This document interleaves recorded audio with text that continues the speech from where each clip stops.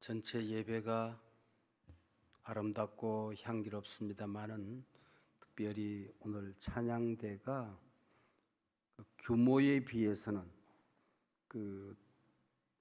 참 특이할 만큼 소리가 잘 모아져 있고 또 소리를 뚫고 나오는 힘이 있고 다듬어져 있어서 오늘 큰 은혜가 됩니다.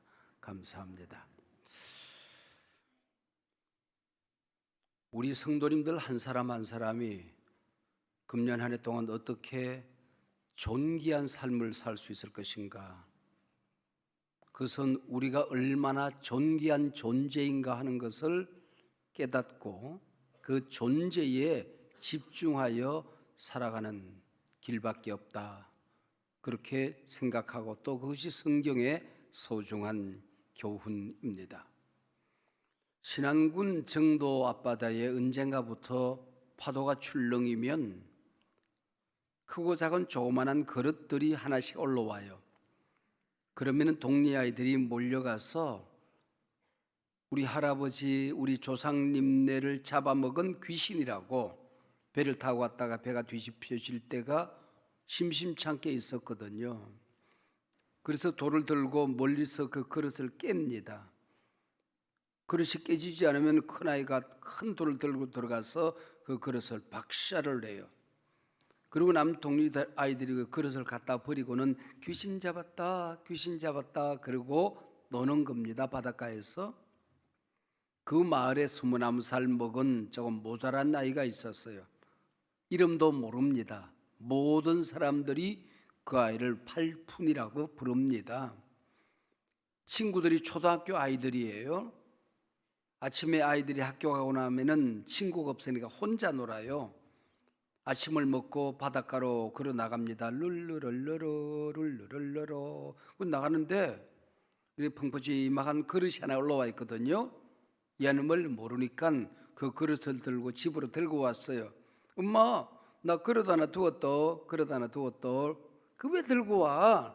마당에 던져놔. 그 마당에 던져놓고 나니까 개밥그릇으로 쓰기가 신통망통이거든요. 그걸 개밥그릇으로 썼어요. 서울로 유학을 간 삼촌이 돌아왔는데 여름방학 때 돼서 개밥그릇이 이상하게 생겼거든. 형수님, 저 밥그릇을 좀 주세요. 아이, 가져가세요. 그리고 그걸 가져가서 국립박물관에 의뢰를 했어요.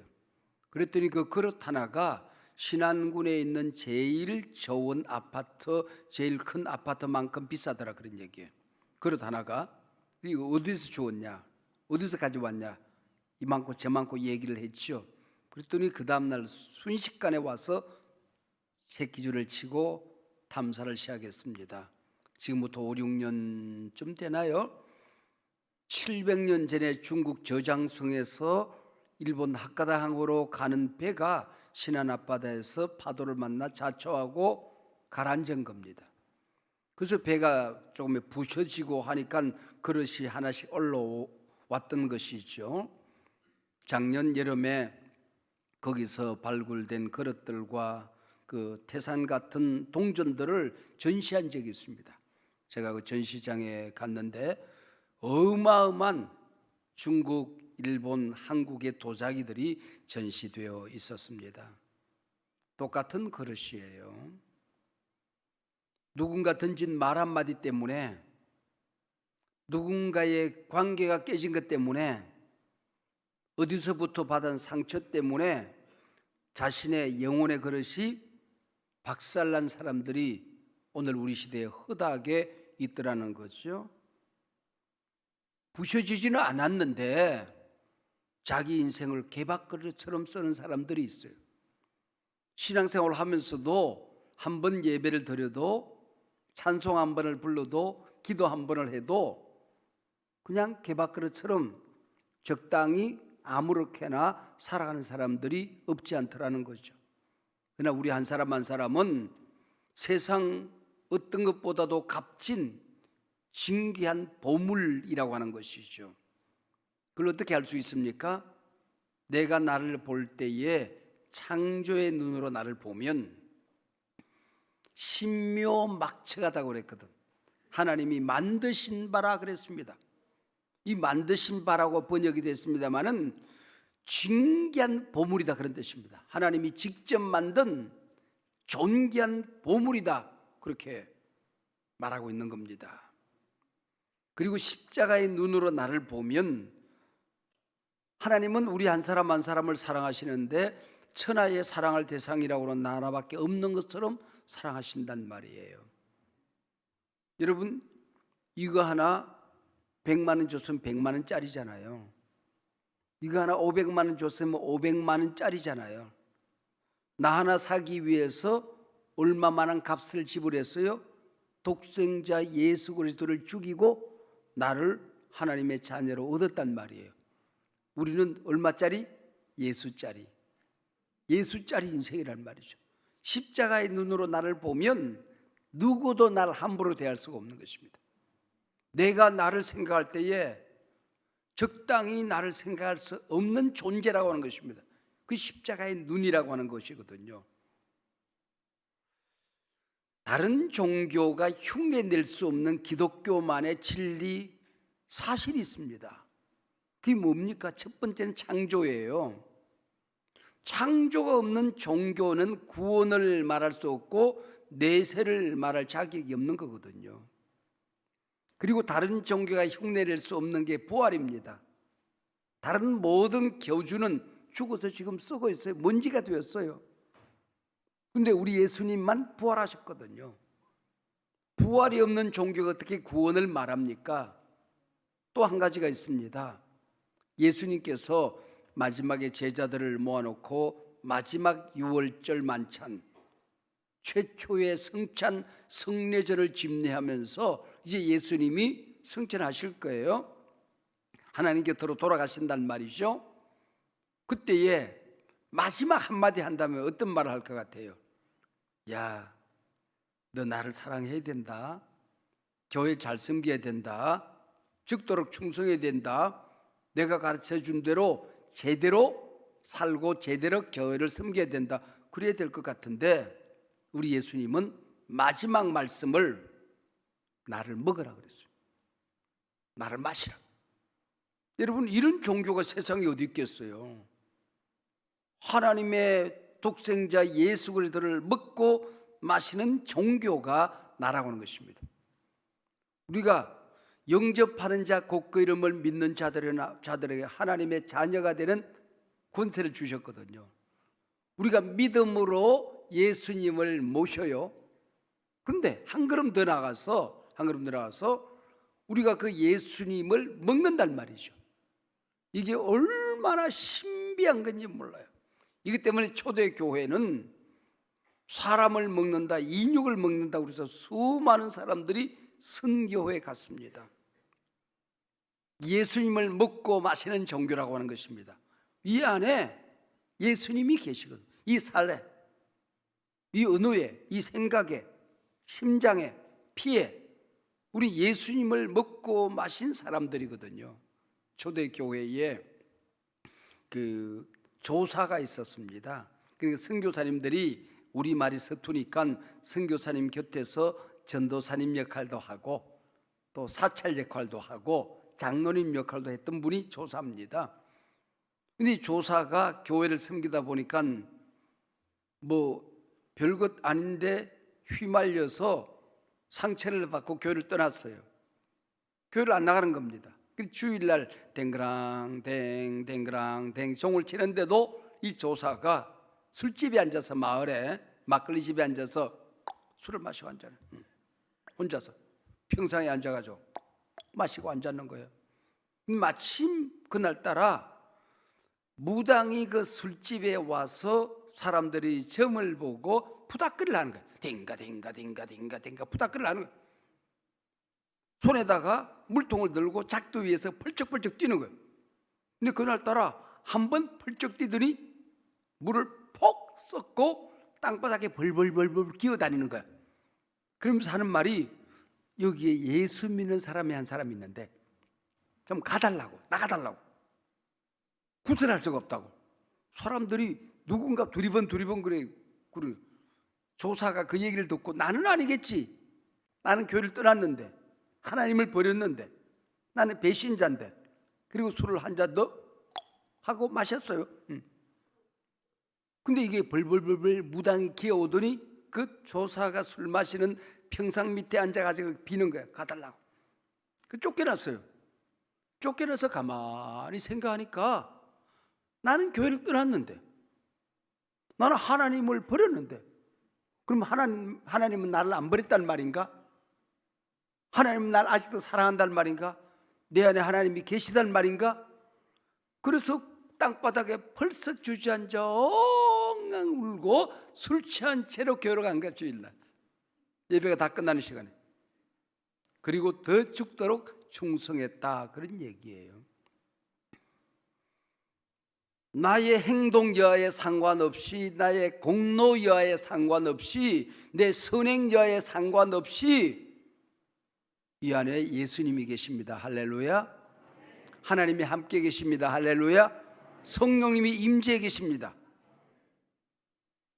중국 지하교회, 북한 지하교회에 성도님들이 한결같이 하는 얘기가 있습니다.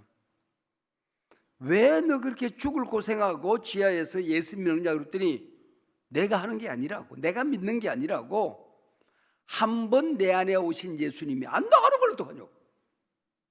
한 번 오신 하나님이 나를 안 버리는 걸 어떡하냐고. 여러분, 이 한 해 동안 여러분들 가운데 어떤 어려운 일이 있고 어떤 힘든 일이 있고 어떤 아픔이 있어도 여러분, 한 번 나를 하나님 자녀 삼으신 하나님께서 나를 버리지 않습니다. 나를 떠나지 않습니다. 나를 혼자 두지 않습니다. 여러분, 내가 아플 때에, 내가 힘든 일이 있을 때 더 가까이 오셔서 더 강력하게 역사해 주실 줄로 믿습니다. 헨리 나우엔이라고 하는 우리 시대의 기독교 대저술가가 있습니다. 오늘 본문 마태복음 26장 26절 한 절 속에 우리 성도님들이 얼마나 어마어마하게 존귀한 존재인가에 대한 정체성이 그 안에 있다. 한마디로 말하면은 성만찬적 존재다, 그 얘기입니다. 예수님을 먹은 존재인데 그 안에 네 가지 동사가 나옵니다. 26절 한 절 안에 이 네 가지 동사 속에 우리 한 사람 한 사람이 얼마나 존귀한가 하는 것을 가르쳐 준다, 그렇게 얘기를 했어요. 주님께서 떡을 가지사, 테이크라고 하는, 테이크. 이 테이크란 가지사라는 동사입니다. 두 번째는 축복하시고, 블레스, 축복하시고. 세 번째는 떼어, 브레이크. 마지막 네 번째는 give, 주셨다 하는 겁니다. take, bless, break, give. 떡을 가지사 축사하시고 떼어 주셨다, 이 네 가지 단어가 이걸 한순간도 잊어서는 안 된다. 첫 번째는 주님께서 천국의 백성들을 선택하는데, 존귀한 존재를 선택하는데, 구원받은 사람, 하나님의 백성, 천국에서 영원히 하나님하고 함께 살 사람들을 선택하는데, 여러분의 교회에서는 성찬식 할 때 빵을 1번 맛있는 걸 선택한다, 2번 비싼 걸 선택한다, 3번 예쁜 걸 선택한다, 4번 손에 잡히는 걸 취한다. 대개 정답은 4번이죠. 네, 4번. 예뻐서, 잘나서, 비싸서, 많이 배워서 나를 선택한 거 아니거든요. 이걸 신학에서는 무조건적인 선택이라고 해요. 무조건적인 선택. 어떤 조건도 없다는 것입니다. 그냥 하나님이 나를 선택하셨다는 것입니다. 여기에 우리가 죽도록 충성하고, 어떤 일이 있어도 감사하고, 어떤 일이 있어도 절망하지 않고, 어떤 위기가 있어도, 심지어는 내가 실수하고 죄를 지어도 주님이 나를 사랑하고 용서하셨다고 하는데, 여러분 실망하지 마시길 바랍니다. 절망하지 마시길 바랍니다. 주님이 잘나 선택한 게 아니라니까. 공로가 있어 선택한 게 아니라니까. 유자격해서 선택하신 게 아니라고 하는 것입니다. 무조건적인 선택. 1년 동안 여러분들의 행위 여하에 상관없이 무조건적으로 사랑하십니다. 이걸 우리가, 이게 얼마나 존귀한 존재인가를 알아야 되는 첫 번째 정체성이다. 두 번째는 bless, 축복하셨다는 것입니다. 나는 뭐 가진 것도 없는데, 나는 잘난 것도 없는데, 성질도 아직 못 다듬었는데, 아닙니다. 여러분들이 예수 잘 믿을 수 있도록 주님이 bless, 축복하셨습니다. 목사로 이 자리에 세워주셨으면 목사의 직임을 감당토록 bless, 축복하셨다고 우리는 믿는 겁니다. 장로님으로 주님이 세워주셨으면, 기름 부어주셨으면 여러분들이 어떤 일이 있어도, 심지어는 병석에 누워서 꼼짝할 수 없어도 그 자리에서 당당하게, 주의 종들은, 기름 부음 받은 사람들은 병석에 있으면서 어떻게 예수를 믿고 어떻게 교회를 축복하고 돌아가실 때 어떻게 죽더라, 죽음을 통해서도 장로 직임을 감당할 수 있도록 축복하시는 겁니다. 믿으시길 바랍니다. 내가 뭘 가진 게 있어서 내가 충성할 수 있는 게 아니에요. 블레스, 축복하신 것입니다. 찬양대, 내가 찬양하면, 우리가 마음 모아서 기도하고 찬양하면 찬양의 향기 속에 성령이 임한다고 믿는 것입니다. 노래를 잘해서가 아니에요. 블레스. 교사도 마찬가지입니다. 아이들을 가르치는데 공강응부 잘 가르쳐서 아이스크림 사줘서 아이가 변화되는 게 아니에요. 내가 교사로서 섬길 수 있도록 주님이 내게 블레스, 축복하셨다고 믿습니다. 기도하면 역사는 하나님이 하시는 거예요. 그리고 주님이 친히 자기 자신을 십자가 위에서 브레이크, 손발이 찢겨져서, 옆구리가 처지고 찢겨져서 나한테 주셨잖아요. 주님이 말씀하세요. 야, 내가 나를 찢어서 나한테 줬는데 뭘 못 주겠니? 독생자를 내가 너에게 줬는데 뭘 못 주겠니? 그래서 이게 한 해 동안 이 성만찬직 존재로 나를 인식하면, 그 신분에 집중하면 시험은 떠납니다. 마귀가 가까이 오지 못합니다. 고난이 있어도 내가 세상을 이겼다, 담대하라. 이미 우리는 이겨놓고 싸우는 겁니다. 믿으시길 바랍니다. 이미 승리했습니다. 주님의 승리를 이 한 해 동안 내 것으로 받아들이고 살아가는 것입니다. 이 성만찬에 참여하는 성만찬적인 존재, 교회 공동체 안에 있는 지체는 누구 하나 존귀하지 않은 사람이 없는 겁니다. 하는 역할은 달라요. 그러나 주님 앞에서 뱃속에 있는 어린아이 하나, 누구 하나 존귀하지 않은 사람 없다. 할렐루야. 이게 성만찬적인 존재입니다. 고려대학교에 강병화 교수라는 분이 계셨어요. 지금도 살아계시는데 식물학과 교수입니다. 그가 17년을 헌신해서 내가 발바닥 디디고 살고 있는 이 대한민국에 그 들풀들이, 잡초, 말하자면 그 풀들이, 식물들이 얼마나 있는가를 조사했어요. 그랬더니 4,500종을 찾아냈습니다. 거기서 하나하나 꽃이, 꽃 모양, 모든 그 들풀 하나에 조사를 다 마쳤어요. 책을 한 권 냈습니다. 그리고 책 제목이 잡초는 없다 하는 것입니다. 어떤 가수가 잡초란 노래를 불러서 이름 모를 잡초야 그러고 불렀어. 그 틀렸대. 이름을 지가 모를지 모르지만은 이름 다 있더라는 거예요. 식물학적인 이름이 있고 우리말 이름이, 우리 조상들이 이름을 얼마나 아름답게 이름을 붙였는지 감탄할 만큼 이름이 아름답다는 거예요. 이것저것 아무것도 없는 잡초라네 그랬어요. 이것도 있고 저것도 있대. 향기도 있고 꽃도 있고 아름다움도 있고 작을수록 색깔이 아름답더라는 거예요. 밟아도 좋은 게 아니라는 것입니다. 밀밭에 풀이 나니까 잡초라고 부른 것이지 들풀밭에 밀이 나니까 밀이 잡초가 되는 것입니다. 그래서 그의 결론은 하나님이 만든 풀들 가운데 잡초는 없다. 하나님이 만든 가정, 하나님이 만든 사람, 하나님이 만든 사역, 교회를 섬기는 구석구석 잡초는 없다. 우리 주 안에서 존귀한 존재들이다, 그런 얘기죠. 이 한 해 동안 여러분들 행위 위에 집중하지 마시길 바랍니다. 일어나는 현상에, 여러분 가정에서, 여러분 삶 속에 일어나는 사건에 집중하지 마시길 바랍니다. 하나님에게 집중하십시오. 하나님이 얼마나 나를 사랑하시는가, 그리고 내가 얼마나 하나님 안에서 존귀한 존재인가, 존재에 집중하여 살아가십시오. 존귀한 한 해가 될 줄로 믿습니다. 기도하시겠습니다.